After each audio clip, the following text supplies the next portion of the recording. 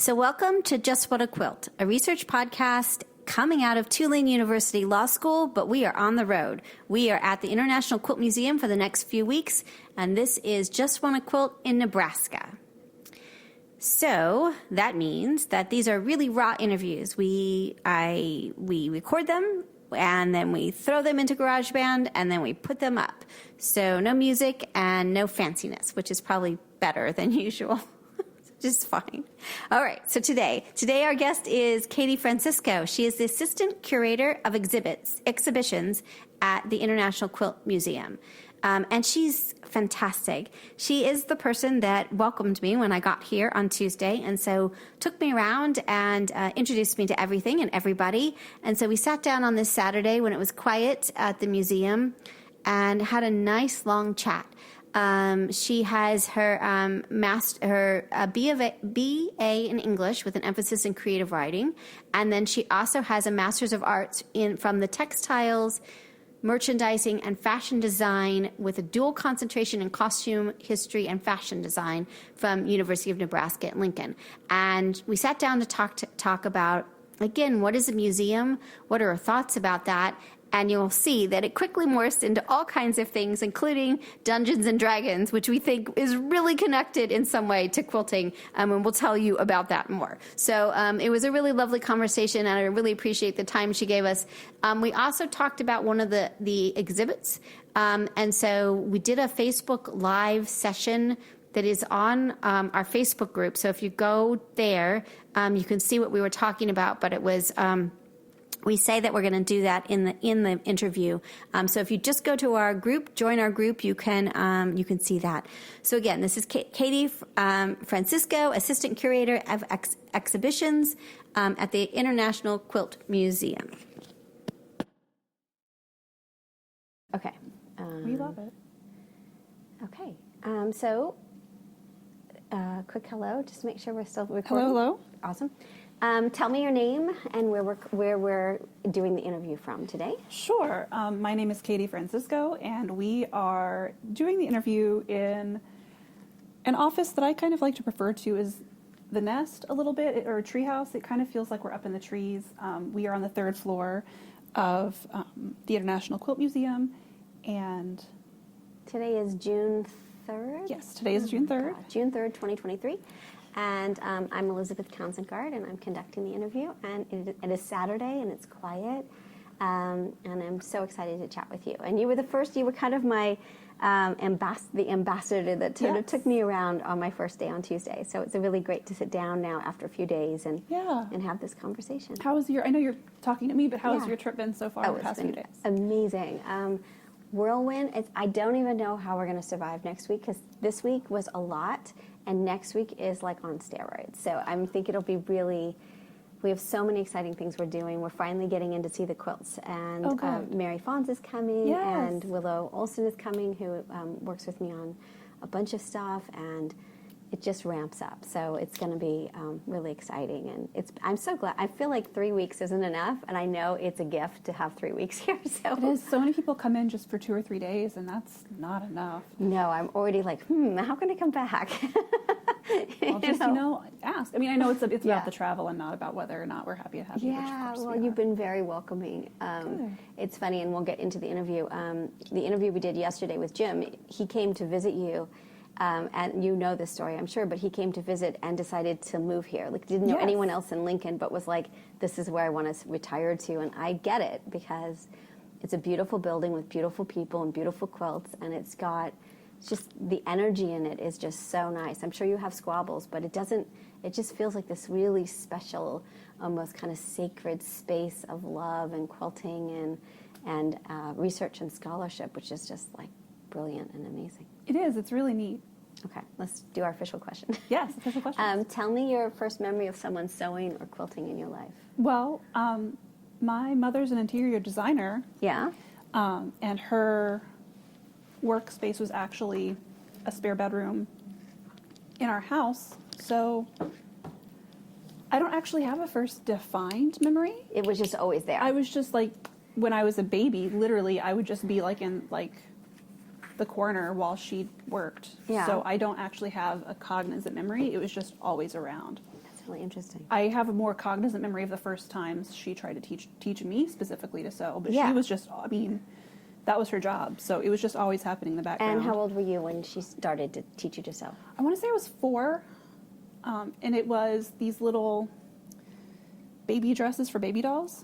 I had 2 baby dolls that were similar, and I made matching little dresses for them. Oh, that's and really they were very nice. wonky, but I was 4. You so. were 4. That's right. That's such a magical age to start sewing. 4 or 5. Like, I don't know, something about it. Like, you're not afraid, and you just do it. I remember Sid tells, I'm a very nervous mom, but Sid's like, yeah, but my mom let me use the sewing machine, like, when I was really little, and, like, I ironed. It was like, those aren't scary, as long as you're, like, taught how to do it. Well, yeah. You know? I mean, I feel like I cooked pretty early, too, but that's Yeah. just... Yeah, I mean, I don't know, you just learn. You just learn. That's But right. I actually, so I would do a sewing project and then I turn away from it for a while, and then I do a sewing project and then I turn away from it for a while, because I'm not super patient. That's interesting. And I like knowing how to do things just Right. immediately, which isn't how life works at all. And so if I couldn't figure it out and I was having trouble with something, I would get frustrated and I would leave it for years. So like all through my childhood, I would do a project and I'd be like, oh, I want to make this thing. And then I wouldn't be able to do it right the first try, and I would get frustrated and I'd stop. Now, did you ever go back to them, or were you done with the project? There's one project that I did in 7th grade. It was supposed to be for a costume. And I couldn't figure out the interfacing. Like, I was doing like the collar and I could not get it figured out. And I abandoned it. And last year I finished it. No way. That's so great. I love it. Yeah, so that was probably for Halloween in like 2002 or so. And I just finished it last It's year. really great. I like that. But it was a big enough dress, and I haven't changed a whole lot since 7th grade, weirdly. So I was like, well, I can actually still use this. That's really cool. I love it. It was like a tint kind of dress, and so like, hey, I can actually, my shoulders are the same. Now, did you keep the projects that you abandoned, or did you throw them out, or what did you do with the ones Oh that yeah, I still have all of my abandoned projects. you do? And there are a lot of them, and I'm just trying to figure out now what to do with some of them, because my style has changed so much since I've started. There's some projects that I started in like 2012. The 2002 one was a pretty, or 2002, 2003. That was a pretty. I love it. That was pretty far back. But 2012 are some of my other projects that I love it. I started and I hit a snag and I'm like, I'll come back to it, and I never have, and now it's not my style anymore. So I'm trying to figure out the best way. I can't just throw it away. That's Really? wasteful. But I don't want to hold on to it Got either it. because Yeah. it's not my style anymore. So Yeah. So how did it feel to finish the 7th grade project? it was fun. It was kind of a funny thing too, right? Like, oh, this has been I'm sure you're familiar with the term UFO. Yeah, totally. For, right. Right. So for those listening, what is a UFO? A UFO is an unfinished object. Yes. We have lots of UFOs in yes. quilting and sewing. Quilting and sewing share that.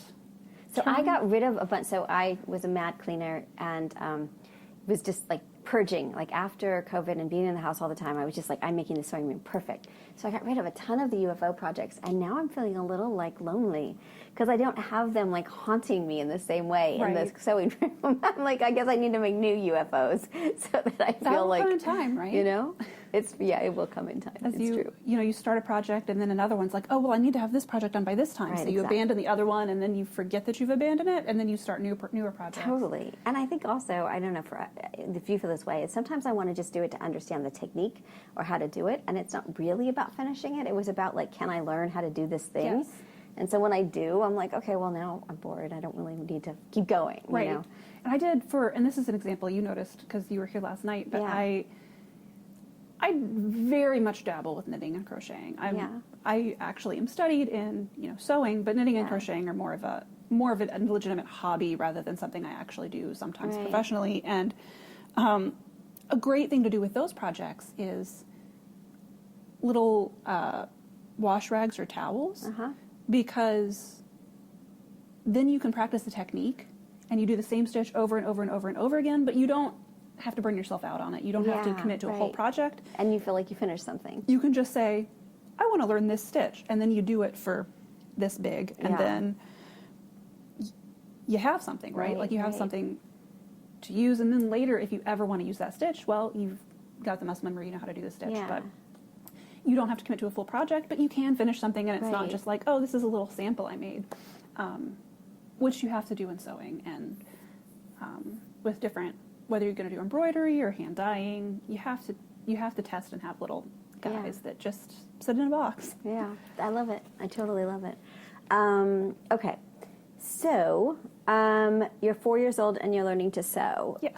What happens next? Do you take to sewing? Do you sew through your childhood? Do you abandon it? My extent of sewing until probably that 7th grade project, I don't know, I think I tried on and off. Mostly the extent of sewing during that period was using my mother's scraps and just like hand sewing the random scraps onto my Barbie dolls. Really? I like that. And I mean, it wasn't actually anything. There was no pattern making involved. I was just like mushing the fabric and then like whip stitching it together. It was very basic, but That's okay. I was creating something, Totally. kind of. So, Right. And then I would even, back before like the bodycon dress was a whole thing, I would just get yarn and then just tightly wrap it around the Barbie doll so that like it would completely cover and be like a little dress.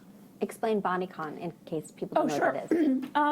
I guess the best way I can think of it is it looks like engineered strips of fabric that are wrapped all the way around, and that's not really what it is, but that's the appearance. Yeah. Where it's very tight and it just looks like a strip of fabric going all the way around, which Yeah. again, not really Right. what it is, but that's Right. what it looks like. Got it. So high school, elementary school, middle school, sort of are still sewing? Or are you Not kind really. Of, yeah. I did, 2 or 3 projects in middle and high school. What were you into instead of sewing and quilting? I still did art. I read a lot. I hung out with friends. What did I do? You're just a regular kid. Kind Doing of, regular but kid I stuff? mean, I did a lot of art Yeah. and like little drawings of people like in outfits even. Yeah. Like I wasn't sitting down saying, "Oh, I'm doing fashion design," but I was I liked drawing little figures and like dresses and little outfits and things. Okay, so college. What do you decide to do in college and where do you go? Okay, so I went to a very small school for college because I wanted to go into theater. Oh, that was what I was doing in high school. You were doing theater? I in was high doing theater. funny. That took up a lot of time. That's what took up all my time. And what were you doing in theater? Acting. You were. Tell me your favorite roles. Okay, so I was Penny in the play You Can't Take It With You. Oh my gosh, that's so fantastic. Yeah. I was Penny. You were Penny for real? No, I was Essie. I was Essie. Essie. Oh my gosh, yes. I was okay, Essie. so you played my daughter. Yes, I was Essie. That's Yes. amazing. Yes, I love that show. It's such a good show. You'll appreciate this then. We Yeah. built, for that show, we built a trap door in our stage Oh wow. because of the basement and everything. Right. And because the husband or whatever was doing fireworks down in the basement, there was Right. this whole gag or this whole bit where we had a smoke machine Uh-huh. under the stage so that it would look like the smoke from the fireworks was coming up Yeah. That's so great. from the basement. But the problem is our stage was also storage. And so there were these panels on the front of our stage so you could put in the mats and things for the gym because our school was very small. And so the theater was in the gym. And so we're doing this play and we have the smoke machine on. And the smoke is like wisping out from the front of the cabinets. And everybody in the audience doesn't realize yet that it's a gag. Like we haven't. Right, so they start to panic. Everyone's starting to panic. And we're on stage and we can visually see The panic. that people freaking think out thinking right. the stage is on fire. And Yeah. it wasn't until a little bit later they realized, no, this is part of it. Yeah, that's really hard. You have to put like a warning. There may be smoke during it, But, like, right? it's okay. The stage is not Oh my on gosh, fire. that's It's a special hysterical. effect. I would have been panicked. I would have totally been panicked. We So were what else trying did- not to laugh, though, because Yeah. we could tell we're like, oh, they think the stage is on fire. Oh no, that's so funny. That's so funny. Theater is such a good training space for is. kids and for just life. You know, it really is. It is. So on that's so what I many thought levels. I wanted to do. And Yeah. that's what I went to.